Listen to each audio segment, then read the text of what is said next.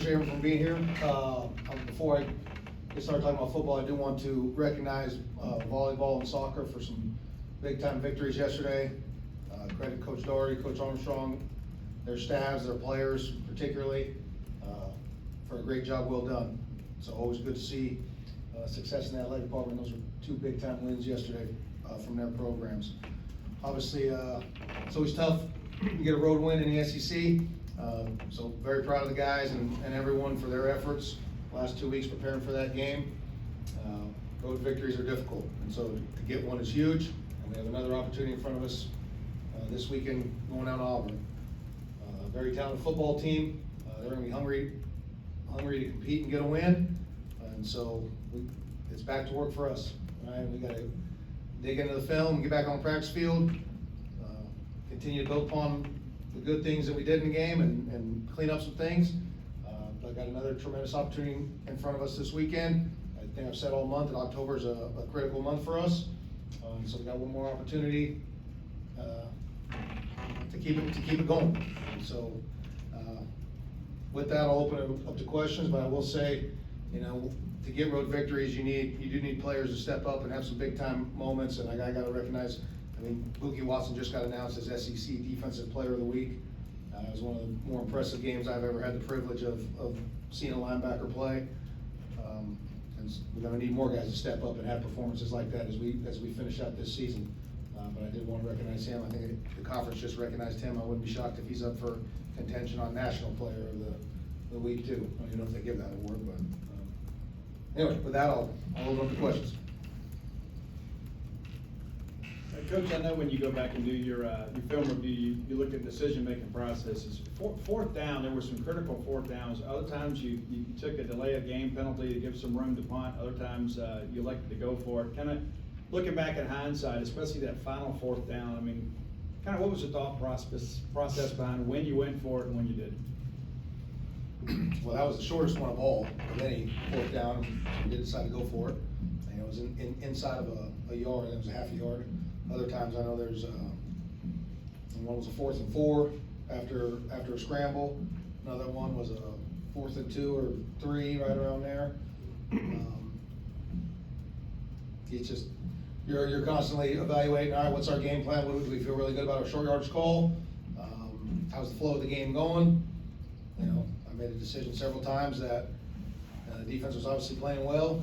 Their 3 points came off of a turnover on the opening drive where they got started the ball deep in the territory, and so they really had not allowed the offense to march the length of the field and score points. And so obviously that is why you try to punt it down in there and create a long field. There are certain down and distances where you feel like you got to be able to get that yardage. If you're going to win a football game, the inside of the yard there. I think we just ran. We got the touchdown called back just before that, I believe. So we felt good about our play. Felt good about our play, felt good about our plan in that down and distance. An opportunity to create some huge momentum and go to try to take the game. Obviously, we didn't execute the alignment, and it worked out in our favor there. On the Hail Mary at the end, just curious, how often is that, play practice? Every week. Yeah, every team works that every week. Yeah. You called the timeout there. Let's just discuss there right before that play. Well, you want to see the formation, right?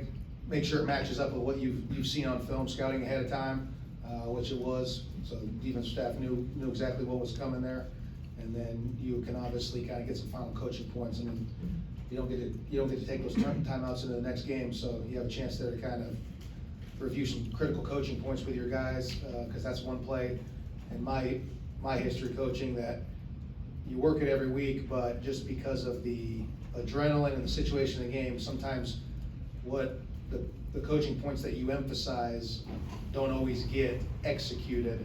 Right? Usually you try to hammer home. You have one primary ball guy. Everyone else is to keep a body on their man, and you don't want everyone playing the ball because that's how you get a tip ball where it's, and then a trailer guy becomes available to catch it, and you give up a cheap touchdown to lose a game. So you can call timeout and kind of review all those critical coaching points in order to successful execution of that play.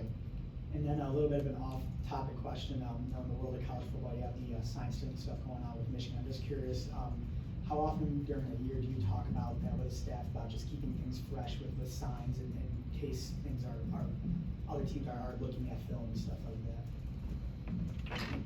that? Sign stealing's not illegal, right? I mean, you know, obviously, there's people on the opposing sidelines, we're up in the box, always looking at whoever your signaler is. I guess I'm gonna have to,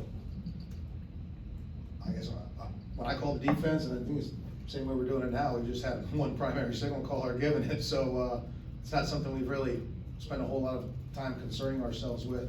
You know, a lot of that has to do with, depending on how the opponent does tempo too, or how long you hold your call, how realistic it is to even think that you can get all that information and process. You know, I mean, defensive guys try to see if they can figure out the opposing offensive guys play a signal. But if they're snapping the ball every 10 seconds, you don't have time for all that, so. John?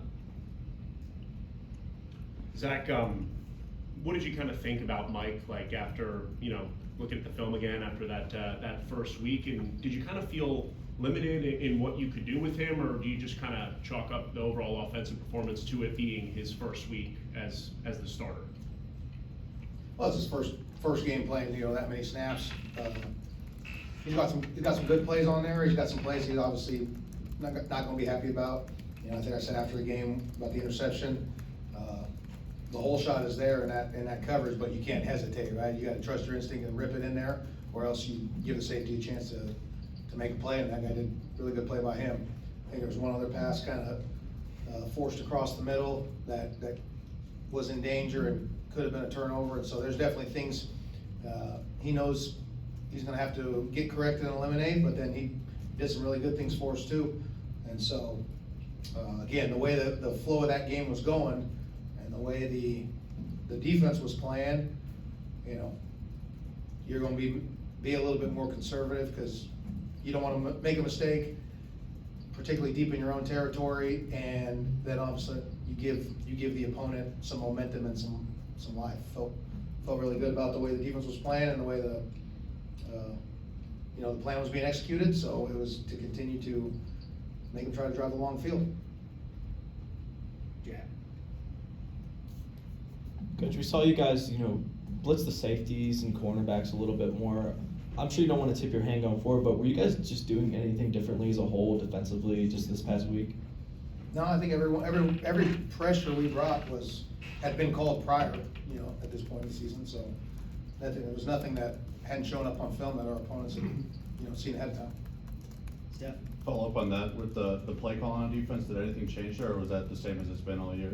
Same as it's been all year. And with the bye week, do you feel like defensively that there was a big change in kind of the game plan, the way you want to approach it, or was it just a matter of players starting to execute a bit better in that game against Arkansas?